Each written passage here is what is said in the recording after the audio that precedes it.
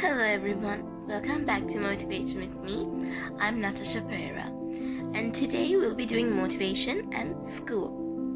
Now, so far throughout all our videos, I have done motivation and kids, motivation and teenagers, and also I did a reflective story.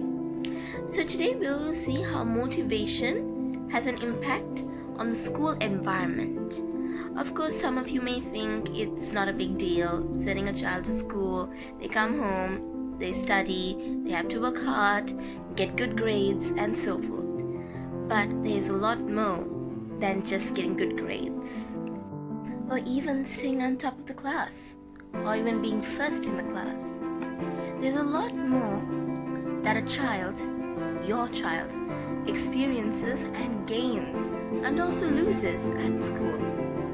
So, let us see how motivation plays an important role and is essential and is also efficient in school. Now, for any child who goes to school, whether it's starting from nursery all the way to O level, your child will develop 4 types of motivation throughout that whole journey. So the first type your child will develop is creative motivation. Now, this type of motivation is when it enables creativity in your child. Your child will start to have an active imagination, will start to be good at something. It can be drawing pictures or coloring or even handiwork. So these are the 3 main things which are provided and performed at school. Now, your child will thus progress on in school. He will go from kindergarten all the way up to grade 12. So, during that phase, that period of developing, meeting new people, meeting new teachers, new faces, new colleagues, new classmates, new rivals, your child will therefore develop 2 more types of motivation. One is attitude motivation and the other is achievement motivation. Now, attitude motivation is developed at any given time phase or age. There is no specific time or age that your child will develop it.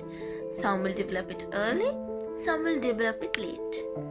Now, attitude motivation is when your child begins to understand that there is an understatement towards his or her life. Now, an understatement is expressed towards anyone, even towards your child, in a different manner. But mostly it's through experiences. So, the first experiences are gained at school. That is why we say school is very important, because it's the learning place for your child to grow and develop. Learning place for your child to grow and develop means not only in being good in maths or speaking fluently in English or being good at science. No, it's much more than that. Your child begins to understand themselves, how they can prove themselves to their colleagues or to their peers. They want to make better versions of themselves, and that's the kind of environment school gives. Now, it is those factors that trigger attitude motivation. How you want the world to see you, how you want the world to understand you. That's the kind of question going on in your child's mind when he's developing in that phase of beginning to understand how his attitude or her attitude creates an impact towards the others. So he will understand how to approach in a very different manner, determined on the type of situation he is in or she is in.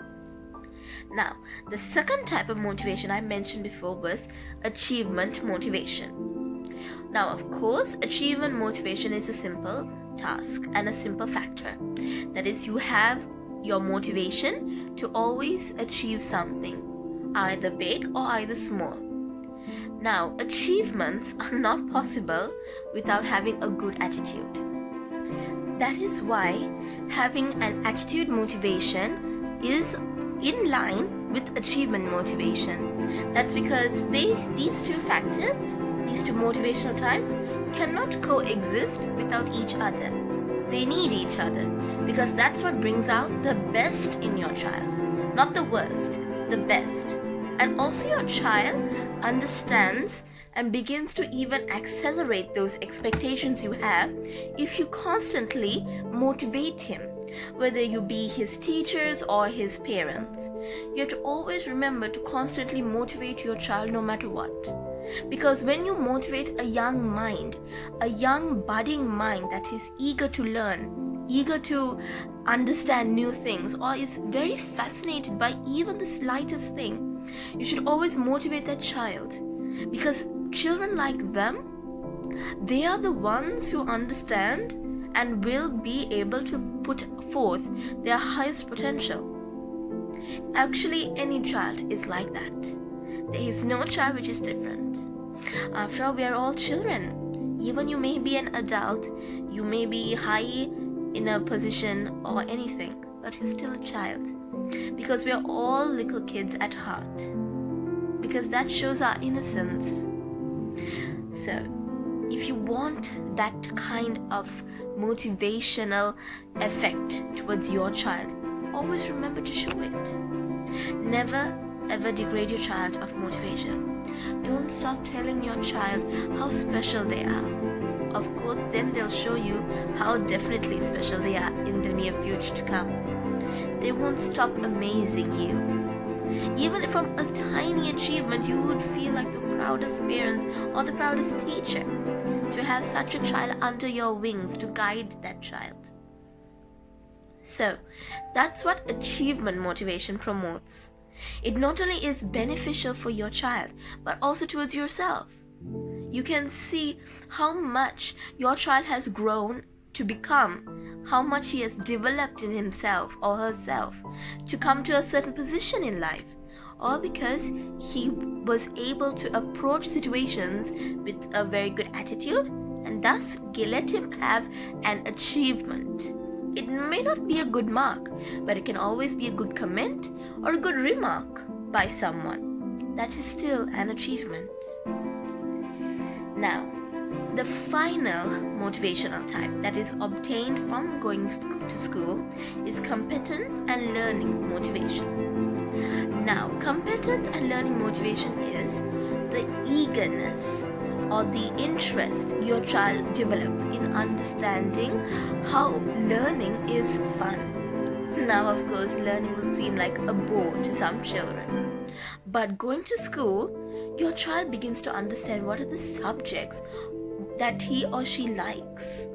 Some will like mathematics, some will like languages, some will like arts and craft, some will like science, some will like geography or environmental studies.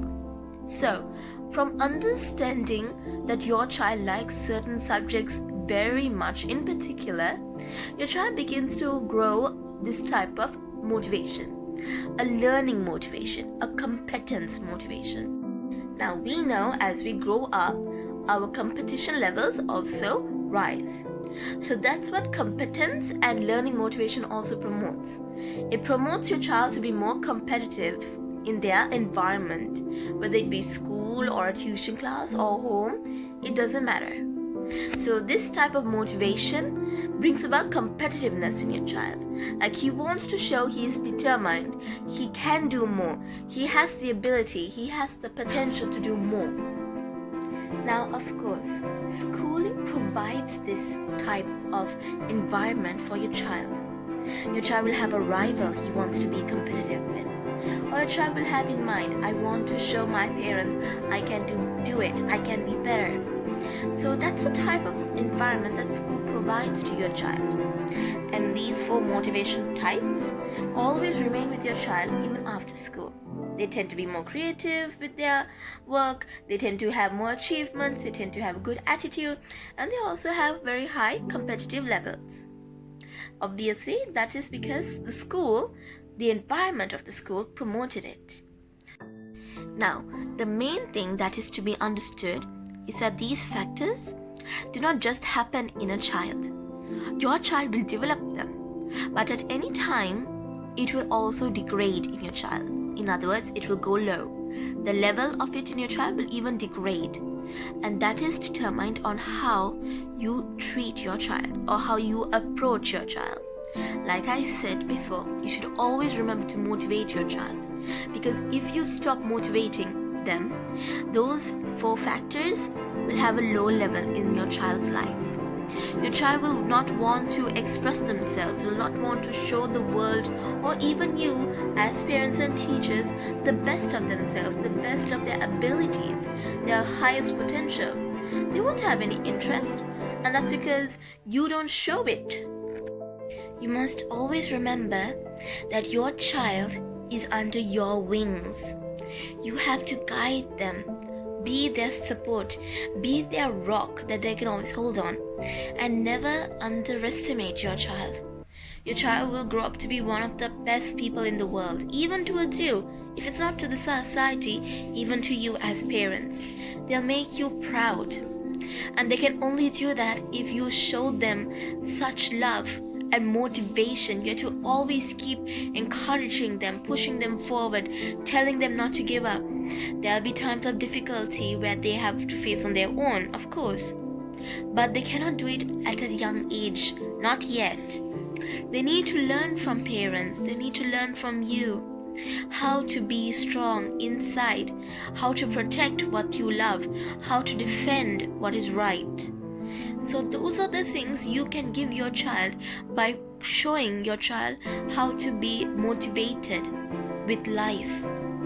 Even if life puts your child down, you have to always tell your child to stand up back again, because you have to also understand one day your child will have to show these types of attitudes, behavior to their own children. So what you should always keep in mind is that your child is a very special gem, a very rare gem, a very rare jewel, a special something that the world needs.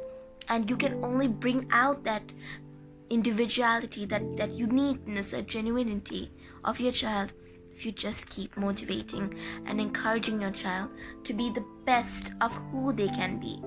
Let them be the best versions of themselves through their attitudes, through their behavior, through their creativity, through their intelligence, and it will always stay gradual and can even increase if you as parents and teachers keep motivating and encouraging your child to do great things.